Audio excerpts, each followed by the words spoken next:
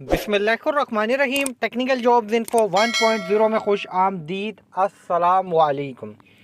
Sindh police department में STS testing service के through ये जो 11,008 कांस्टेबल की भर्तियां हैं भाई, इनका जब से प्रोसेस स्टार्ट हुआ है, जब से ये भर्तियां आई हैं और अब तक जैसे जैसे जो भी मुझ तक मालूमात होती है, छोटी से छोटी जो भी अपडेट्स होती है, मैं आप लोगों तक जो उम्मीदवार जो इस भर्तियों में शामिल है उन तक लाजमी पहुंचाता हूं। भाई कांस्टेबल भर्ती का प्रोसेस है, 11,008 असामियाँ है भाई। इसमें जो मज़ीद मालूमात है वो इस वीडियो में शेयर करने वाला हूँ, लेकिन वीडियो में आगे बढ़ने से पहले साथ साथ आप लोगों ने चैनल सब्सक्राइब करना है, बेल आइकन पर क्लिक करके नोटिफिकेशन को ऑन करना है, ताकि आप लोगों तक चैनल के थ्रू जैसे जैसे भर्तियों का प्रोसेस आगे बढ़ता जाए आप लोगों तक अपडेट्स पहुँचती जाएँ भाई। अब यहाँ पे जो है काफ़ी बड़ी तादाद में नौजवान ऐसे हैं, सवाल कर रहे हैं कि सर इंटरव्यू का जो रिटन टेस्ट का जो फाइनल रिजल्ट हुआ जारी, ठीक है, पहले जारी हुआ, हटा दिया गया, फिर लगा, फिर हटा दिया गया, फिर लगा, फिर तकरीबन 3 दफ़ा इस तरह से हुआ। इसके लिए जो है फाइनल रिटन टेस्ट रिजल्ट में जो है इसी दौरान 180 कैंडिडेट के नाम लिस्टों में शामिल हुए हैं क्या? तो भाई ऐसा बिल्कुल है, कैंडिडेट्स के नाम शामिल हुए हैं, लेकिन ये भाई आप अपने जहन में क्लियर कर लें, आप लोगों के साथ जिस तरह से मसले आते हैं ऐसे ये कैंडिडेट्स भी थे, इनके साथ इश्यूज थे।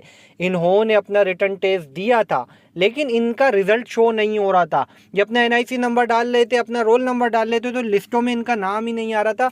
एसटीएस की इसमें एरर थी। तो इन नौजवानों ने जो है क्यूरीज भेजी थी, और उसके बाद उनको जो है क्यूरीज के जो जवाब में जो है उनकी लिस्टें फिर अपडेट हुई। फिर उन्होंने नोट किया तो कैंडिडेट्स का फिर जिनका रिज़ल्ट उनके पास था लेकिन लिस्टों में शामिल नहीं था, तो फिर लिस्टें अपडेट हुई और फिर इन कैंडिडेट्स के नाम शामिल हुए। लेकिन यहाँ पर एक चीज़ बता दूं, क्या इनमें ऐसे कैंडिडेट भी शामिल हैं कि जिन्होंने रिटर्न दिया ही नहीं था, या जिन्होंने जो रिटर्न में अपियर ही नहीं हुए तो उनका नाम आया? तो भाई ऐसा बिल्कुल भी नहीं है, अपने जहन से निकाल दें, ऐसा होता ही नहीं है। और अगर ऐसा हो भी जाता है तो डिसमिस फ्रॉम सर्विस हो जाते हैं किसी भी स्टेज पर आगे। तो ऐसा कोई भी, अगर कोई पैसे लेके भी काम करेगा तो ऐसा काम कोई भी नहीं होगा।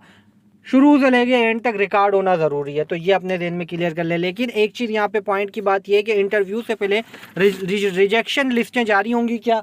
मतलब कि जो रिजेक्शन लिस्टें होती हैं कि इंटरव्यू से पहले डीवीसी होगी, डीवीसी के अंदर जिनके जो डॉक्यूमेंट्स हैं वो बोगस निकलेंगे या सही डॉक्यूमेंट नहीं होंगे, उनकी रिजेक्शन लिस्टें जारी होंगी या नहीं? तो भाई ऐसा बिल्कुल भी नहीं है, ऐसा नहीं होता। इंटरव्यू लिया जाता है, रिजेक्शन लिस्टें आज तक तो ऐसा नहीं हुआ कि इस तरह के इंटरव्यू से पहले रिजेक्शन लिस्टें जारी हुई हों और फिर नौजवानों का जो है इंटरव्यू लिया गया हो। हाँ, अलबत्ता ये ज़रूर होता है कि डिपार्टमेंट जो है बता देता है कि भाई इस कैंडिडेट का ये इशू है और इस कैंडिडेट का ये इशू है, लेकिन इंटरव्यू से पहले नहीं होता।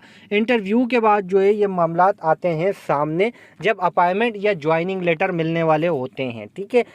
तो ये अपने जहन में क्लियर कर लें, लेकिन बहुत कम ऐसा होता है कि ऐसे मसले मसाइल आ जाते हैं।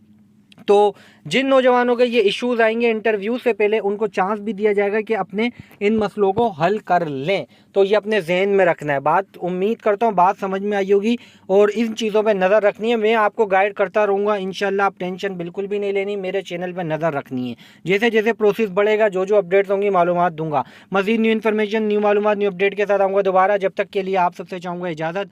अल्लाह हाफिज़।